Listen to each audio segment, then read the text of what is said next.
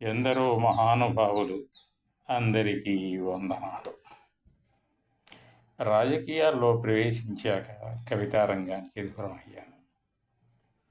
అలాగే క్రియాశీల రాజకీయాలకు దూరంగా వెళ్ళిన తర్వాత మళ్ళీ రాజకీయ రంగానికి, మళ్ళీ రచనా వ్యాసంగానికి దగ్గరై సమాజం పట్ల నాకున్న అవగాహన మేరకు సామాజిక అంశాలపై విశ్లేషణ చేయటం, అట్లాగే చరిత్ర పుటల మాటున దాగిన రహస్యాల వెలికి తీసే కార్యక్రమంలో నిమగ్నం కావటం, ప్రకృతి ప్రేమికుణ్ణి కావటంతో ప్రకృతి అందాలు అందరితో షేర్ చేసుకోవటం, సోషల్ మీడియా వేదికగా ఇది ప్రస్తుత నా వ్యాసంగం.